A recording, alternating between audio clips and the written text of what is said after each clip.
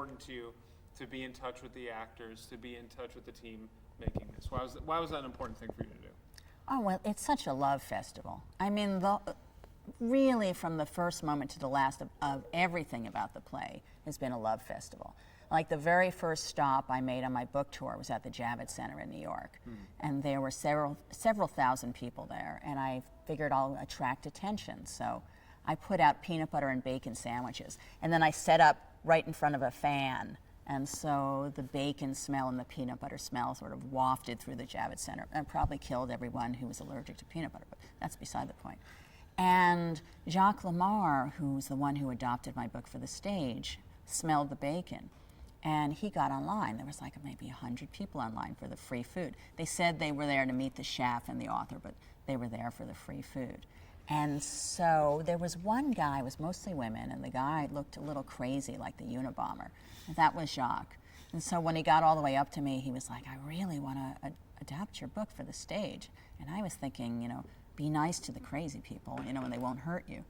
But from that point and thousands of conversations later, it made it to the stage, and it's had a run in Connecticut and Wellfleet and Cape Cod, a few other places. But the Rochester run has just been such a love experience from start to finish. First with the artistic director, Ralph Moranto, who's amazing and he's adorable. And I'm a lesbian, so I can say men are adorable and it doesn't have to mean anything. And I've had great experience with Tara, the director, who is adorable, and that you should be worried about because I'm a lesbian. But she came to visit me in New York, and we had a great time together. And I've been in touch with Stephanie, who's amazing. I just met her for the first time in person today, which was great. Oh my God, she's a rock star. Plus, she's very strong too. I mean, what is? She's a very impressive handshake. As someone who plays upright bass and who's a solid handshake myself, she's got a very impressive handshake. I was surprised. So, and Laurent, whose birthday is today, and Davida, and there's a whole kismet thing. Because Davida, who plays my mother, Davida is the name that I would have had if I wasn't Rossi. And then Stephanie is Rusa, and Rossi and Rusa, and I don't know. The whole thing is feeling very Bichert. So, talk to me about what it's like having a Jewish mother. Oy vey. Well, I don't know what it's like to have a Jewish mother. I only know what it's like to have a Jewish mother on acid. Because I have a lot of friends who had Jewish mothers whose mothers didn't spend entire days and weekends cutting all the expiration dates off of coupons, who didn't stockpile canned goods waiting for the next nuclear war. I mean, you know, but I think my mother was like really more than a Jewish mother. She was like the Uber of Jewish mothers and not the car service. Exactly. So one line I loved in the play, which was a Jewish mother never dies. Right, and that's true. I think my mother is with me more now than ever. And the play has really brought her back. And I'm fairly certain that she haunts the theaters where the play goes to. Wouldn't surprise me. So I think Rochester is safe because pretty much the food is kosher-ish. But if we had been serving real bacon and not vegan bacon as we are, then you know some stuff might happen. Sure. Talk to me about a little bit about like the set. If someone's coming here, how would you explain like what is happening? Because it's your life story sort of set up in this kind of cooking show way. So when someone's coming here, in your own words, what are they seeing? Oh my God, it's gorgeous. Well, if you look at the back walls, it's this beautiful graffiti, which of course is so New York, and I'm so New York, although the first 16 years of my life I spent in New Jersey dreaming of being so New York. But people always said to me my whole life that I was like the ultimate New Yorker or the quintessential New Yorker. And I look at these brick walls with the graffiti, and that's so New York. And the logo of me, kind of crazy me back there, the cartoon, that actually was drawn by a really close friend of mine who passed away a few years ago. And so I love the fact that we're kind of giving him a little bit of a shout out, even though it was unexpected. I'm going to be like sending photographs of that to his wife, who's my best friend. It's very cool.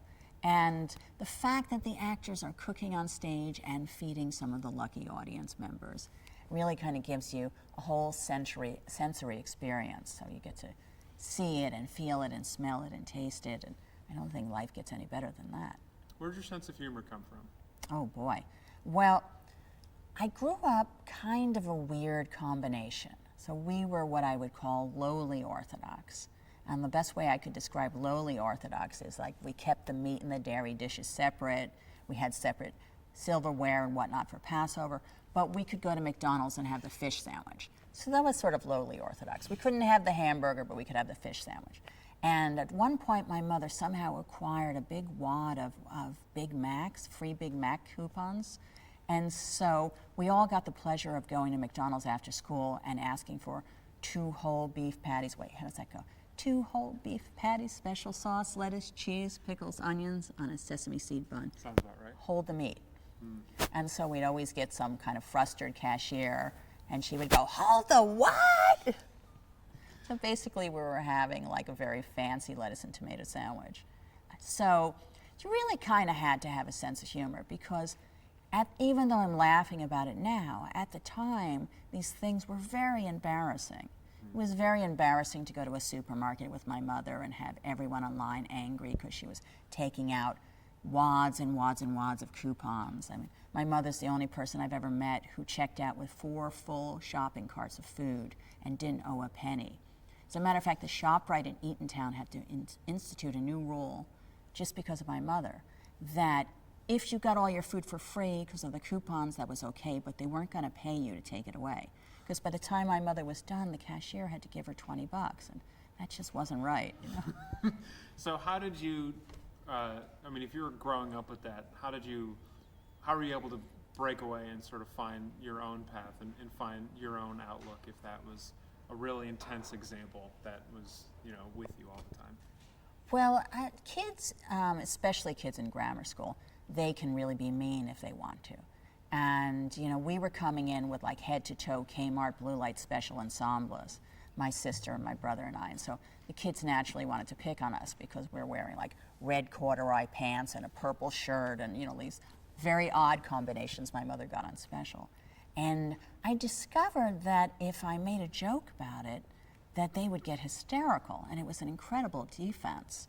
And so I'm like, well, this whole comedy thing is kind of powerful. And so if my outfit didn't crack them up, generally at the luncheon in the cafeteria, all I had to do was show them my lunch.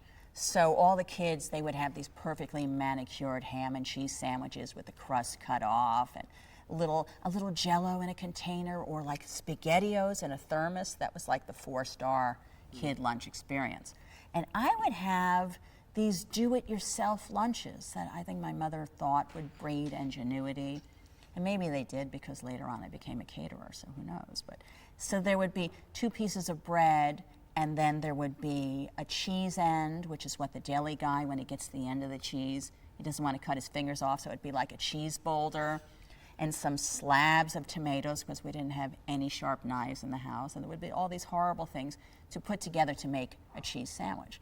But then each of those items would be wrapped in a note.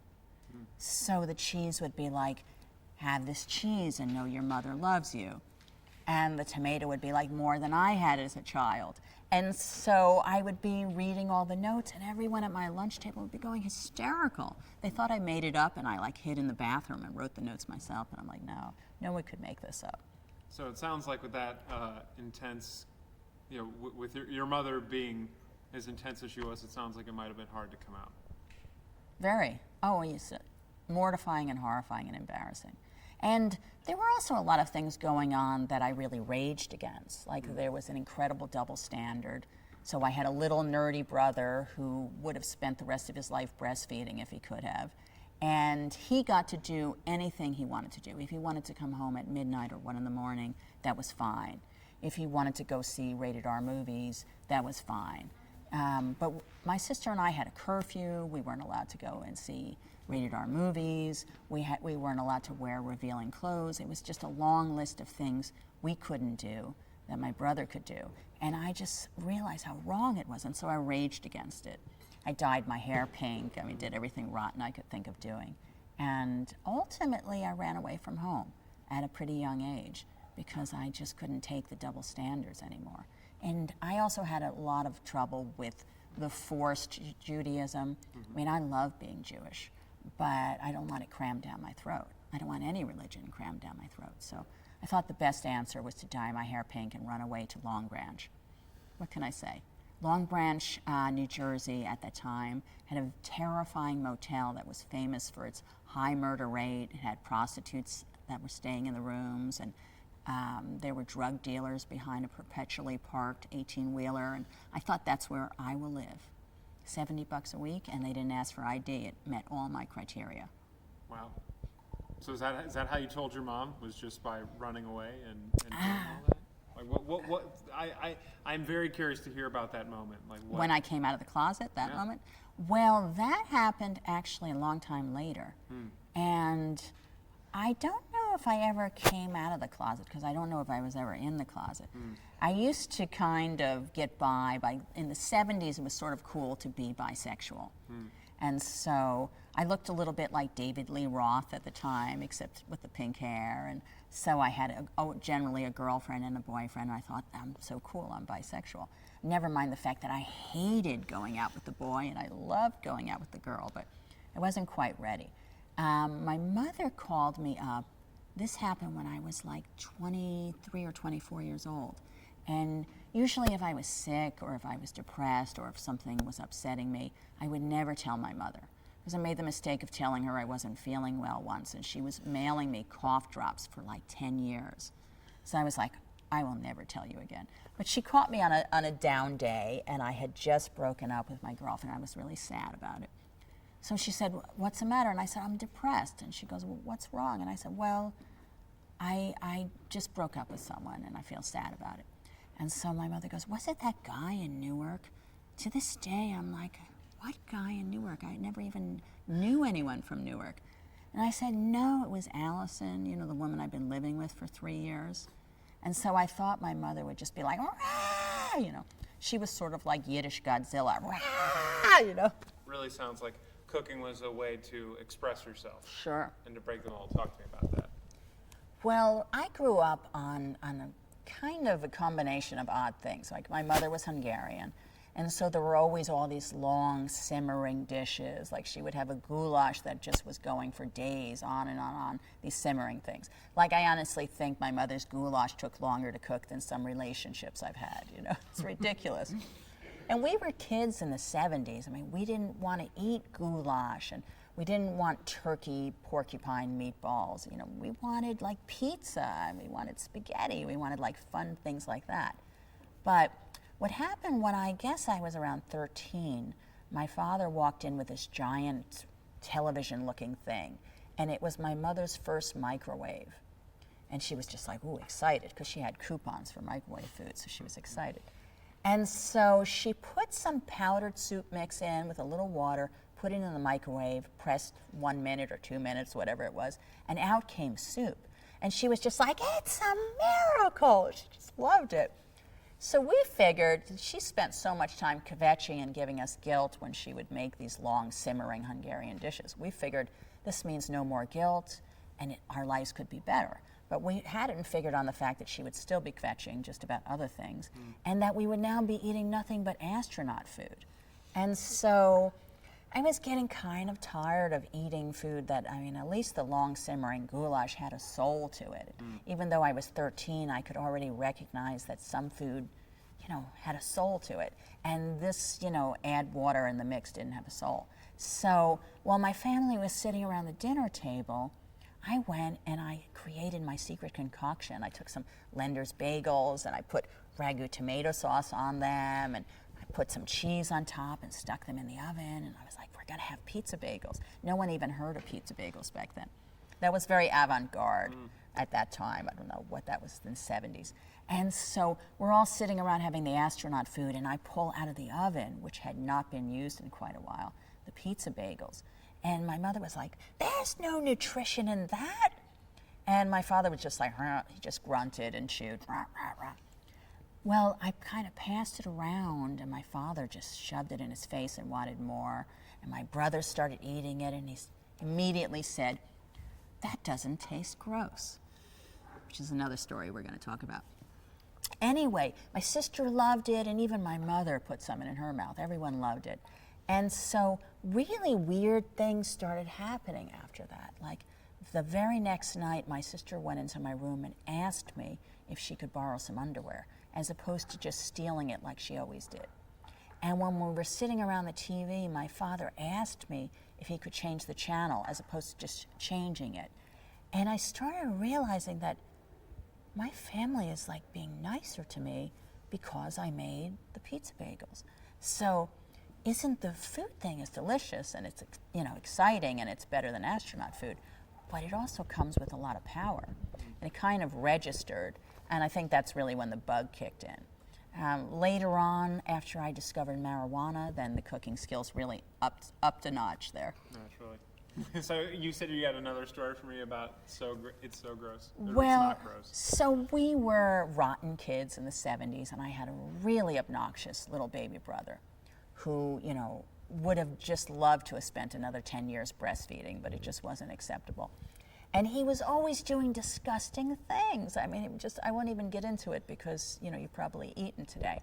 And so we would always be screaming, "That's gross, that's gross." And my mother would say, "Don't say gross. It was a lovely Jewish name until they ruined it." And so my mother's maiden name was Gross, and she would get so insulted and horrified when that became an insult. "That's gross. That's a beautiful name. How they ruined it." And of course, the people who ruined it were those same horrible people who ruined hard-boiled eggs by making them Easter eggs, and who ruined pine trees by making them Christmas trees. You know, those horrible people, they go around and ruin all the good Jewish things. Exactly. I do have one more thing for you. If you want someone to come to the show and take away a lesson that you've learned in your own life and they get to experience it through the show, what would it be? Well, I would sum it up, first of all, that food is love, and it really is, that you can really love a person through their stomach. And the other thing, in the end, it's really a story about a mother and a daughter. You know, it starts out in a lot of different directions, and it goes in a lot of different directions, but in the very end, in a lot of ways, I feel it's my love story with my mother. So here I ran away from home, and I had all of these crazy adventures just to get away from her. But in the end, you know, she was exactly where I wanted to be. And unfortunately, I realized a lot of that when it was too late. So here's another chance to make up to her. How do you think she would feel about seeing the show? If she were in the audience, what would she make of it? Well, she would love it. She just walked in. She would love it, except she wouldn't like that we were making fart jokes. Or swearing so much? Or swearing so much, and she wouldn't, if we were serving real bacon, she wouldn't like that. She'd be cool in Rochester because it's vegan bacon. But mostly she would love it. The first piece of writing I ever published was a food article about how I started to cook when my mother got her first microwave. And I clipped it out and mailed it to my mother, and I thought she'd be so angry at me because I was making fun of her like I love to do. And so she called me up and she went, "Slava!" It's my Yiddish name. And I'm like, "Oh God, I'm in trouble. Here comes Godzilla." Rah! You know, I go, "What?" She goes, "You've immortalized me." She loved it. She clipped them off and mailed them to all the relatives we had and people she didn't even know. I mean, it went all over the country. And she said, "Promise you'll keep writing about me." And so I'm like, "Mom, you know, how could I not? There's so much material." Anyway, I think she would have loved it for just that reason. She didn't want to be forgotten.